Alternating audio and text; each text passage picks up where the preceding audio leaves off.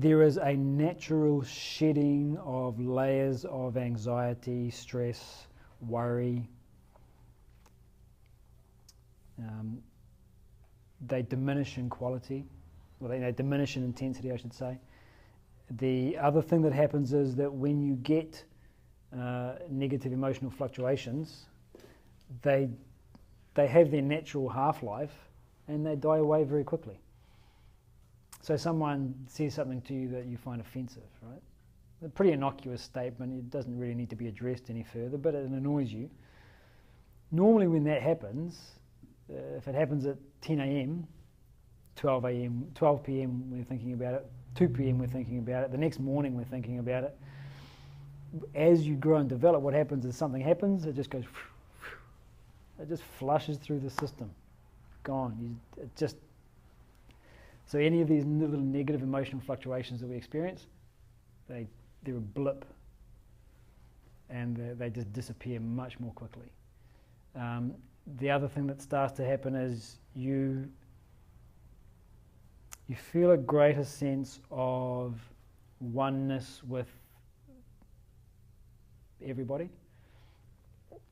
So, when you go to, let's say you go to a foreign country, right, and you're overseas and you're in a shop, and you hear someone speaking in your accent, immediately you get that sense of camaraderie. There's a Kiwi in here, I can hear him. Right? So you walk over and sure enough there's a bunch of Kiwis out on holiday. And so you just feel, they're complete strangers to you, but you feel this sense of community because they're from my nation. So what happens as we grow and develop is that sense of community, it bleeds into everybody you see. You see a human being, bang, there's that sense of recognition, there's community. You go for a walk on the street and all the people are around you, that's your community. There's a feeling that you're part of a much larger whole. It's essentially what we're talking about as a feeling of love towards others. It naturally grows. You become more self-sufficient, so you find that you need other people's approval less, you need success in the world less, you need things to be a certain way less. And so you naturally just become more peaceful. So think of it less as a big peak fluctuation in happiness, and think of it more as a gradual increase in your mental stability. In the same way that as you go to the gym, right? You go to the gym, we do a yoga practice every day. On the day that you start, there's aches and pains and you've got weaknesses and you're tight here and there. Every day that you practice, you're gaining a little more strength, a little more flexibility, you're getting rid of some aches and pains, getting rid of some weaknesses. You just gradually find yourself stepping up, up, up, up, up in the quality and the improvement of your physical body. And it becomes a normal for you, it becomes natural.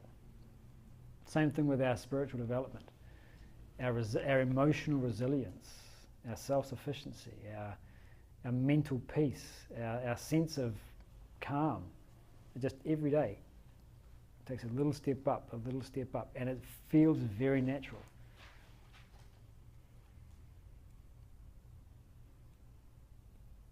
Having said that, yeah, you do get what they call peak experiences as well. That happens more often.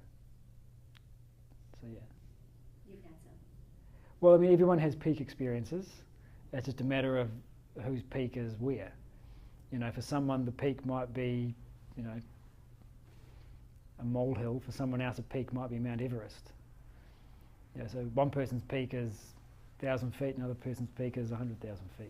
So everyone has them, and they all feel like peak experiences. But think of it this way: the peak experience of a 2-year-old is not what you'd want to experience once you understand the joy of being an adult. The peak experience of a 2-year-old is nothing compared to the average experience of an adult. You know, it's the old question: would you rather be an unhappy Socrates or a happy pig? Happy pig. So the idea then, of course, is that by virtue of the fact of being a wise human being, even if you're unhappy, that is a much higher state of existence than being a happy pig.